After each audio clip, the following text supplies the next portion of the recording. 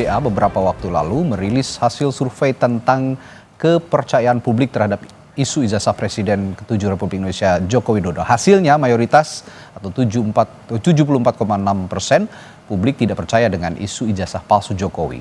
Nah, dalam survei yang digelar pada 25 Mei hingga 12 Juni lalu, hanya ada 12,2% responden yang percaya isu ijazah palsu Jokowi. Sementara yang tidak percaya mencapai 74,6%. Sisanya 13,2% tidak menjawab. Survei digelar dengan metode pengambilan sampel acak bertingkat dengan melibatkan 1.200 responden. Margin of error plus minus 2,9%.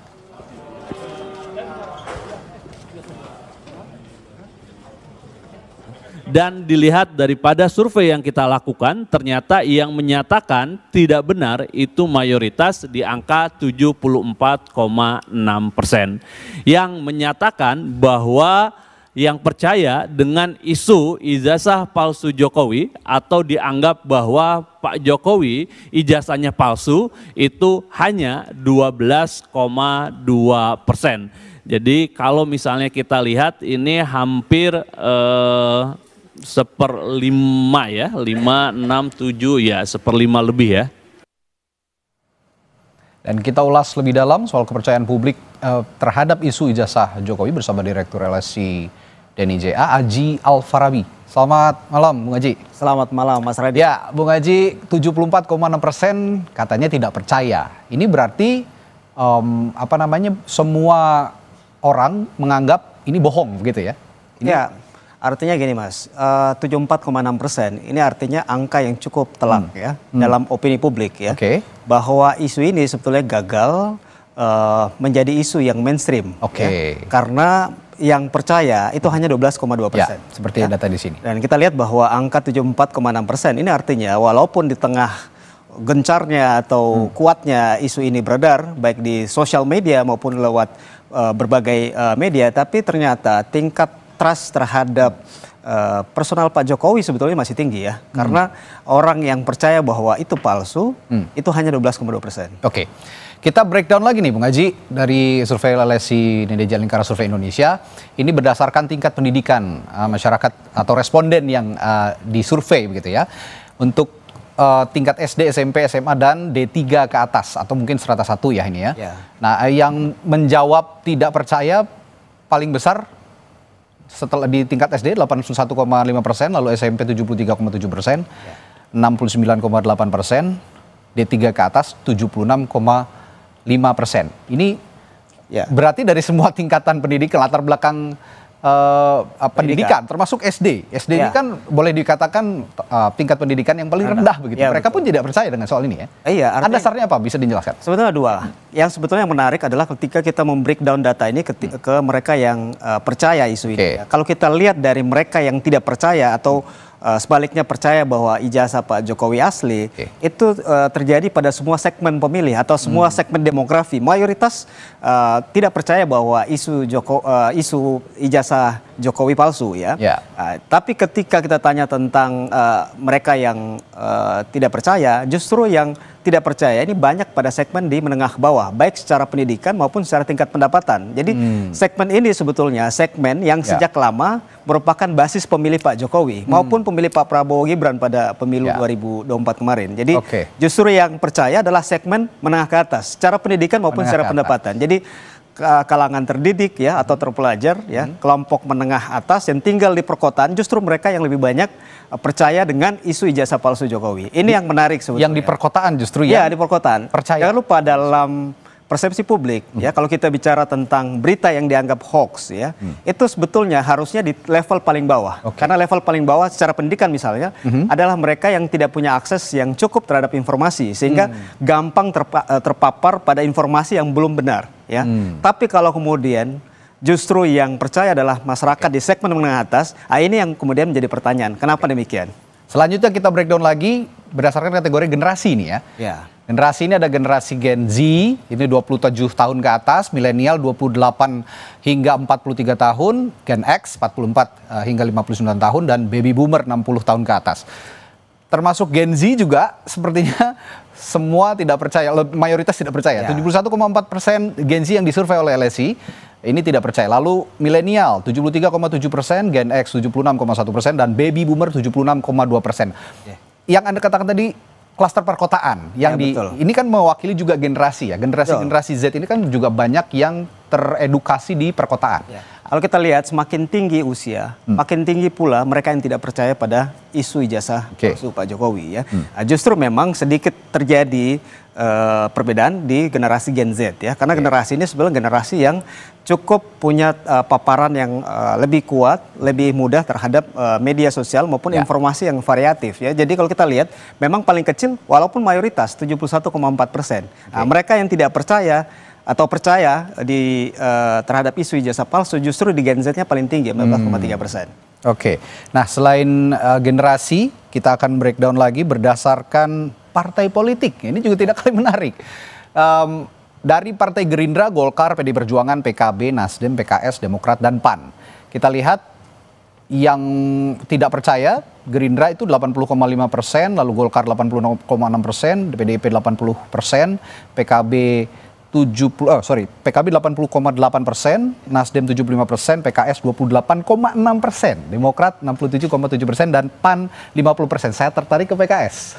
Karena PKS kita tahu merupakan lawan politiknya Pak Jokowi lah ya. Boleh dikatakan ketika Pilpres lalu kan Pak Jokowi mengendorse Pak Prabowo di Pilpres, PKS lawan politiknya. Dan betul saja melihat berdasarkan partai politik yang tidak percaya dari PKS ini paling kecil. Iya, kalau kita lihat ya, yang percaya ini kan paling tinggi justru di konstituen PKS yang 28,6%. Yang kedua misalnya Nasdem ya 16,7% ya.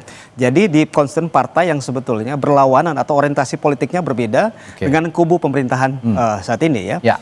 Dan justru kalau kita lihat dengan data ini menunjukkan bahwa kita harus lihat karakter pemilih PKS ya. Karena karakter pemilih PKS adalah pemilih yang mayoritas tinggal di perkotaan, terdidik ya, dan rata-rata dari sisi kelas menengah ke atas, sehingga memang ini juga paralel dengan data sebelumnya dari sisi tingkat pendidikan ya. Jadi kita lihat memang menarik. Partai koalisi, partai oposisi yang konstituennya justru mayoritas tidak percaya justru PDIP ya. Ini menarik, padahal mereka adalah partai politik yang kemarin berbeda di saat pemilu 2024. Kalau kita lihat ini memang tidak bisa terlepas dari posisi Pak Jokowi sebelumnya. Kita tahu bahwa Pak Jokowi lama di PDIP ya, di konstituen PDIP basis akar rumput sebetulnya Pak Jokowi masih punya kekuatan yang signifikan. Oleh karena itu kita lihat di basis PDIP sebetulnya tidak banyak terpengaruh dengan isu ijazah palsu Pak Jokowi. Itu yang menarik. Tidak cuma partai politik, LSI Denny Joa juga mengukur dari pemilih capres ya pada saat Pilpres. Kita akan lihat pemilih Anies Baswedan, Ganjar Pranowo, Prabowo Subianto, dan juga rahasia. Saya bisa menebak ya sebelumnya bahwa pemilihnya Anies Baswedan sepertinya yang paling pemilih Prabowo Subianto ya paling banyak tidak percaya, tapi pemilih Anies Baswedan yang paling sedikit yang paling banyak percaya dan paling sedikit tidak percayanya. Ini bisa Anda jelaskan soal ini? Ya, pertama tetap ya bahwa mayoritas sebetulnya tidak percaya, termasuk pemilihnya Pak Anies ya, 51% tidak percaya. Tapi kalau kita lihat segmentasi yang percaya, itu yang tadi saya sampaikan bahwa dari sisi breakdown data kita lihat sebetulnya yang tidak percaya terhadap isu ijazah palsu ini sebetulnya merata hampir semua segmen. Tapi yang percaya itu hanya terkonsentrasi pada segmen tertentu. Tadi terutama mereka yang terpelajar tinggal di perkotaan, kalangan menengah ke atas, dan orientasi politiknya berbeda dengan kubu pemerintahan saat ini. Artinya mereka yang memang sejak lama kalau kita lihat itu memang bersikap oposisi terhadap Pak Jokowi, sehingga ketika isu ini kemudian beredar atau isu ini muncul, mereka kemudian meyakini keyakinan mereka sebelumnya, karena sebetulnya mereka adalah pemilih yang memang kritis terhadap Pak Jokowi sejak lama, yang kebetulan pada Pilpres 2024 kemarin memilih pasangan capres yang lain yang tidak di-endorse oleh Pak Jokowi. Kalau boleh saya simpulkan sedikit sebelum kita lanjutkan lagi perbincangan, residu Pilpres atau pemilu 2024 lalu terhadap kasus ini juga cukup besar, dan ini yang menarik. Selanjutnya nanti juga akan kita lanjutkan pembahasan soal ijazah Jokowi ini, namun kita simak dulu pernyataan Ketua Solidaritas Merah Putih Silversen Matutina yang menyatakan tidak ada hubungan kasus ijazah Jokowi dengan kasus Hasto dan kasus Tom Lembong. Jokowi bahkan mendukung penuh keputusan Prabowo memberikan amnesti dan abolisi terhadap Hasto dan Tom Lembong. Berikut ini. Mengenai kasus ini tidak ada hubungan Pak Jokowi dengan kasus Hasto maupun Tom Lembong. Kasus Hasto dan Tom Lembong adalah kasus mereka sendiri yang mereka berbuat sendiri dan divonis oleh pengadilan yang tidak diintervensi siapapun. Tapi ini karena menyangkut keutuhan bangsa, ini menyangkut juga Pak Prabowo yang ingin merangkul semua pihak seperti janjinya setelah kemenangan 02 kemarin, makanya Pak Prabowo memujudkan itu untuk suatu hal yang lebih besar. Dan Pak Jokowi, Mas Gibran, dan kami semua mendukung penuh keputusan Pak Prabowo.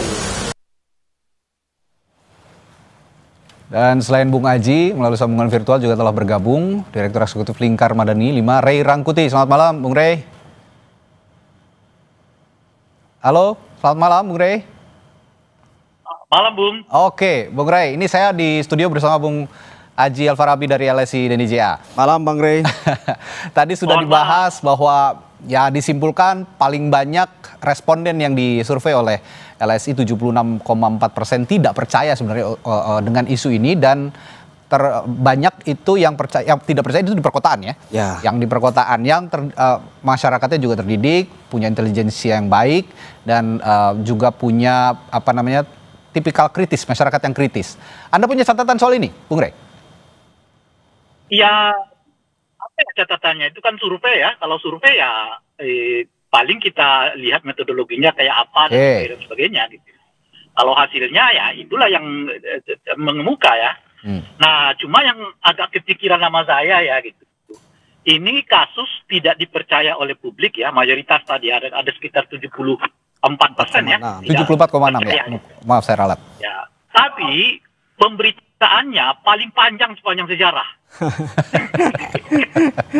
Tidak percaya tapi paling panjang dibahas ya. Iya, dan paling banyak penontonnya dan paling banyak juga ratingnya gitu loh.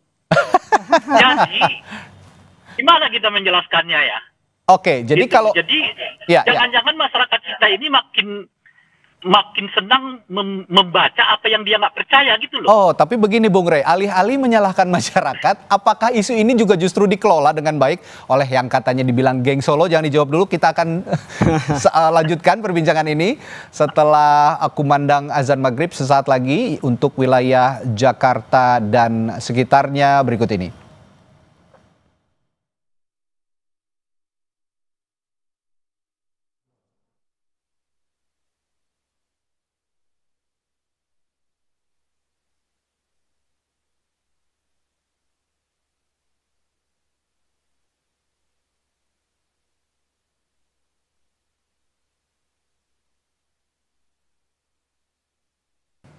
Ya, kami ucapkan selamat menunaikan ibadah sholat maghrib untuk wilayah Jakarta dan sekitarnya. Kami lanjutkan perbincangan. Tadi saya bertanya kepada Bung Ray, ada pertanyaan menggantung soal Bung Ray mengatakan tidak dipercaya, tapi isunya muncul terus di permukaan. Yang saya tanyakan adalah, berarti isu ini jangan-jangan dikelola oleh geng Solo. Gimana nih Bung Ray? Ya, saya tidak tahu apakah ini dikelola atau tidak gitu. Tapi kalau sejauh ini yang saya lihat, natural aja tuh. Masyarakat ada semacam penasaran gitu loh. Ini ujungnya kemana, ini akhirnya kemana, ini kok jadinya begini dan sebagainya gitu. Makanya di tengah ketidakpercayaan mereka, tapi justru tingkat keinginan tahuannya tinggi sekali gitu. Saya survei sedikit lah di siaran Kompas aja gitu. Dari saya kira hampir tidak ada hari tanpa Kompas memuat berita soal ijazah Pak Jokowi. Iya. Jadi Anda menilai kan? bahwa ini juga jadi komoditi begitu ya? Iya. Itu artinya rating berita soal ijazah Pak Jokowi ini ratingnya tinggi. Sehingga media, bukan hanya media televisi seperti Kompas gitu ya, media cetak, media online, media macam-macam itu membincangkan soal ijazah ini gitu. Di tengah ketidakpercayaan publik tadi bahwa ijazah itu adalah itu palsu gitu. Tapi alih-alih isu ijazah Jokowi ini menghasilkan rating yang tinggi dan tren yang terus dibicarakan, sebenarnya ini kan kasus hukum perdata dan juga ada juga pidana karena dilanjutkan oleh Pak Jokowi dengan melaporkan para penuding ijazah palsu itu ke Polda Metro Jaya dengan delik pencemaran nama baik. Nah, itu sebenarnya lingkupnya kasus hukum. Tapi ini sekarang saya akan tanyakan juga ke Bung Aji. Kasus hukum yang berhadapan dengan hasil survei. Sebenarnya bagaimana menyikapi ini? Tapi jangan dijawab dulu, setelah jeda sesaat lagi di Sapa Indonesia Malam. Kasus dugaan ijazah palsu Jokowi yang kata Bung Ray Rangkuti tadi sangat menarik perhatian publik, bahkan media katanya juga ratingnya tinggi kalau membahas ini.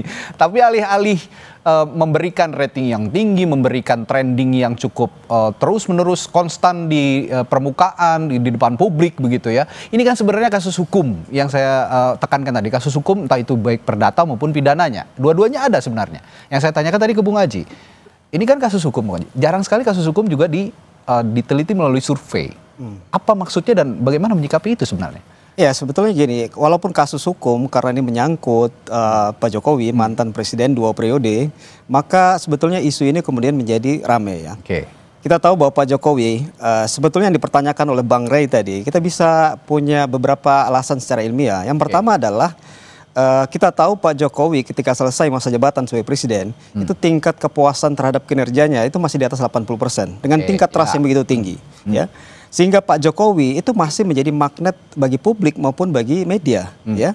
Sehingga apapun isu terkait Pak Jokowi, ya walaupun ini isu hukum, tapi ini kan menyangkut isu yang menyerang trust terhadap Pak Jokowi. Sehingga ini kemudian menjadi ramai. Sebetulnya yang menarik dari survei kita itu bukan hanya soal berapa jumlah orang yang percaya dengan isu itu, tapi kemudian yang menjadi penting adalah apakah isu ini berdampak pada trust publik terhadap Pak Jokowi. Kalau kita lihat data itu, ini kan dua data yang berbeda. Mereka yang percaya terhadap isu ini memang hanya 12,2%.